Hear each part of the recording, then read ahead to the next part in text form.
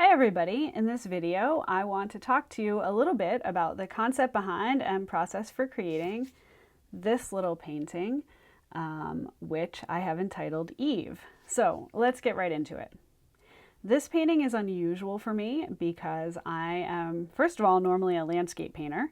And although I've dabbled a little bit in figures and I'm trying to get better at portraits and figures, what I'm most drawn to is the landscape.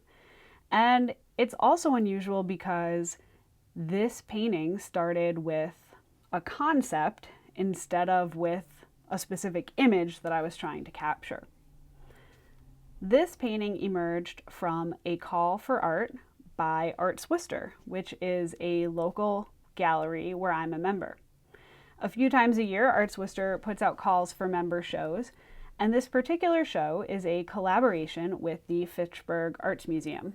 So this is a regular event where the Fitchburg Art Museum provides several works to ArtsWorcester on loan, and they ask the artist members to choose 1 to 3 of those works to respond to in a new piece. This year's theme is monochrome, and the Fitchburg Art Museum provided a whole bunch of options that are either in a monochrome color scheme or a limited palette. I had to spend a few weeks really sitting with these options and thinking them through. There was a lot in here that appealed to me and that I found intriguing, and in the end what I decided to respond to was kind of surprising because it wasn't the landscape painting, but it was the two figurative pieces. So the first one that caught my eye was this portrait of a debutante in her white dress, with her white flowers symbolizing her purity, with this sort of muted gray-green background. I was really intrigued by the notion of the debutante as this woman who represents both innocence and purity, and also temptation, because the whole point of her beauty, innocence, and purity is to be a temptation to potential suitors. It's kind of a paradoxical notion, but I was fascinated by it, and as I thought about that, I couldn't help but think of a sketch I did when I was in London last summer of a statue of Eve. What is Eve, if not a symbol of both innocence and temptation? So I was thinking of the debutante and thinking in a way of Eve as the original debutante. And I started to wonder if I could take that sketch that I initially did in the gallery of the Victoria and Albert Museum, and could I work that into a painting? And the other piece that led me to think of was this photograph of a nude figure from behind, and she's sort of receding into the shadows or emerging from the shadows.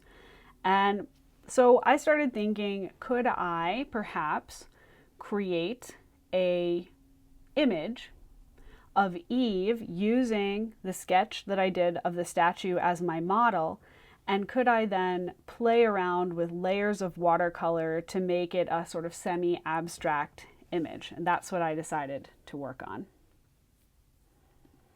So in order to produce the painting, I did have to do some manipulation of my initial sketch.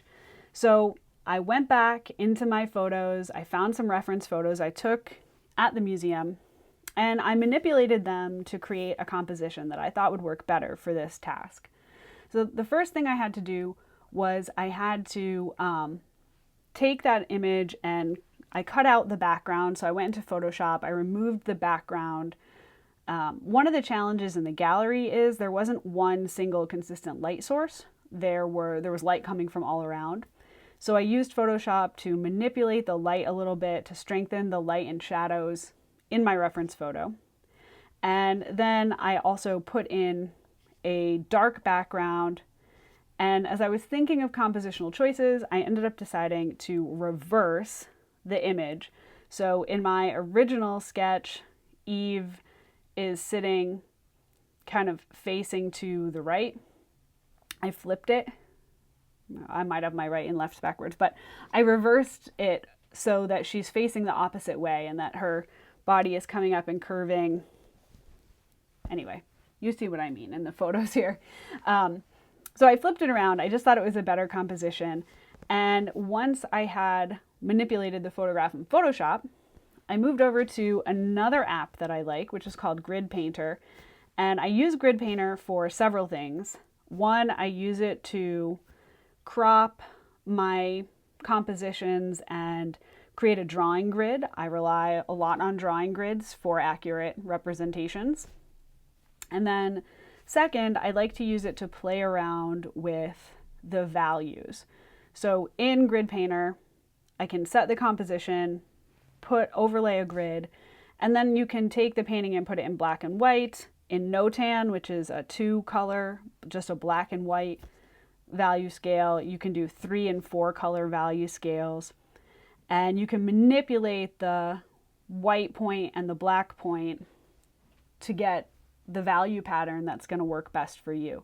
So I manipulated the photo in these various ways before going to my watercolor paper.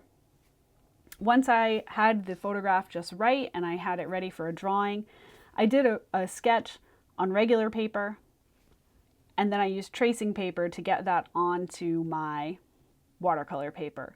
I didn't want to have to do lots of erasing. I didn't want there to be any stray marks or lines because I was going for this very smooth series of washes, and I just didn't want distracting pencil lines coming through. So I used tracing paper to get my drawing onto the watercolor paper. And then I used masking fluid to mark out the areas I was going to leave pure white of the page. So what you can see here is I have my drawing ready to go. I have everything masked out and I'm ready to paint. So let's take a look.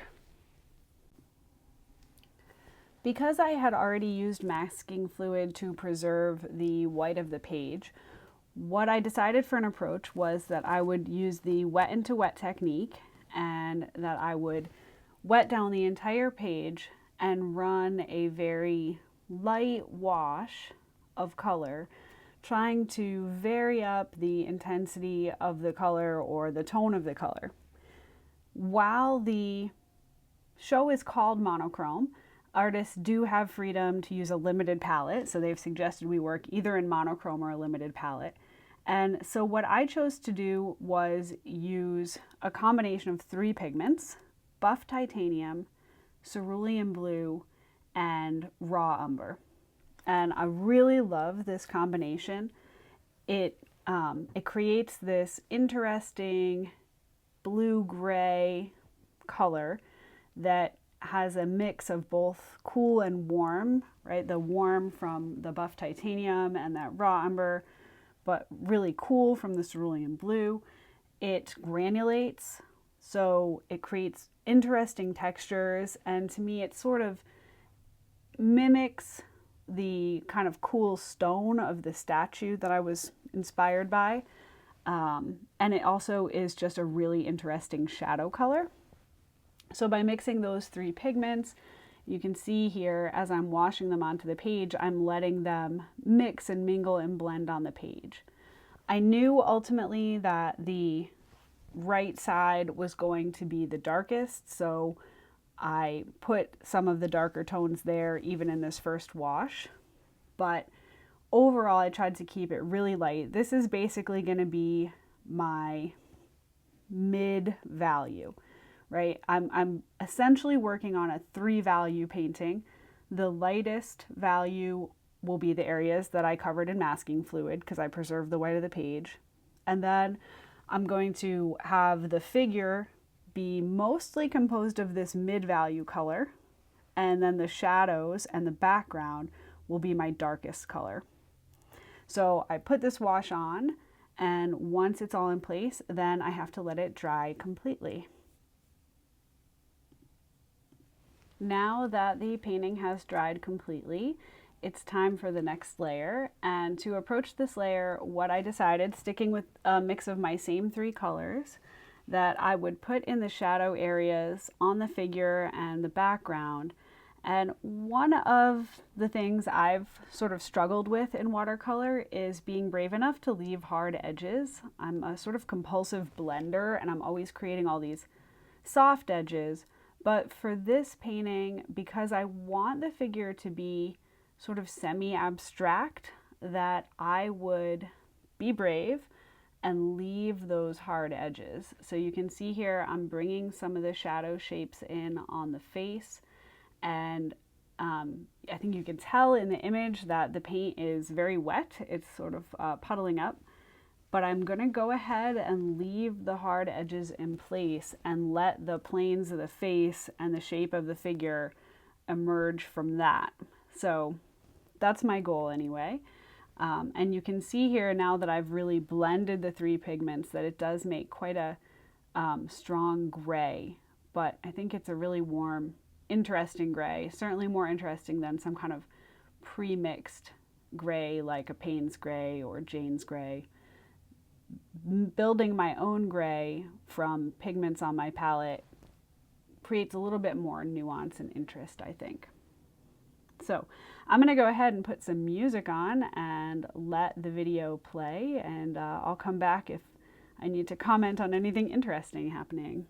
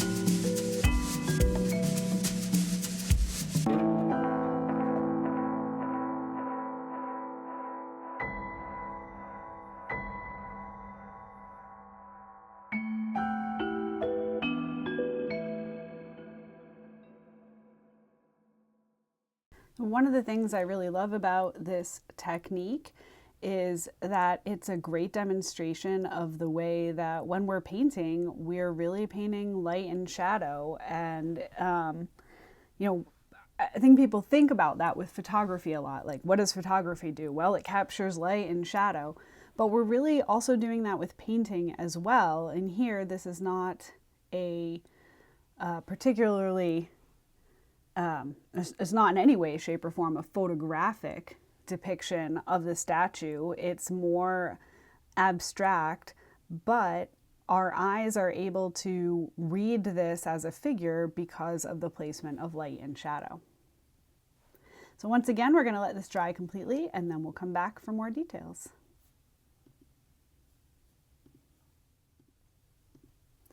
So I let this dry completely overnight.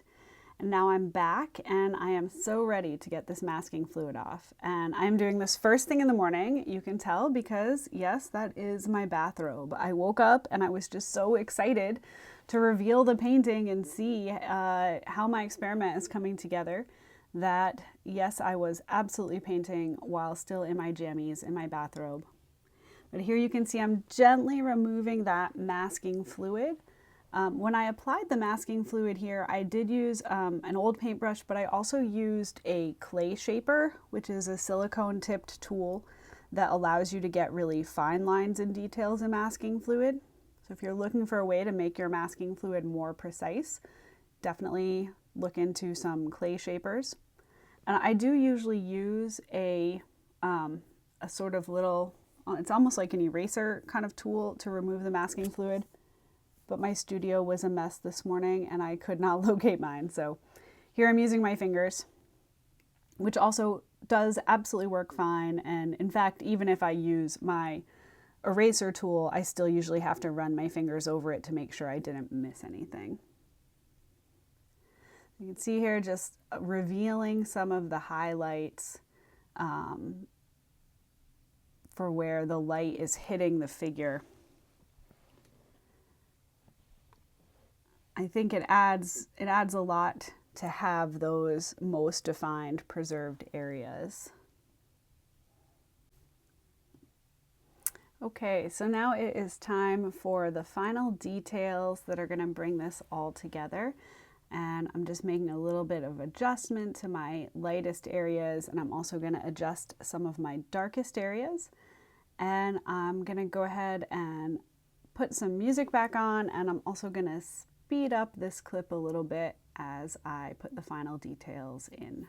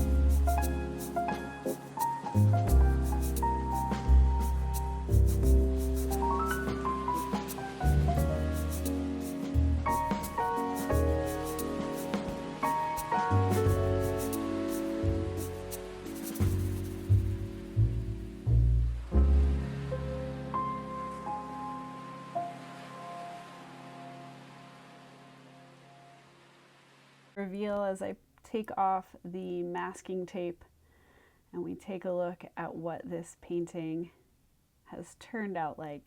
I'll be honest, I'm really happy with this. It's caught the feeling that I wanted, and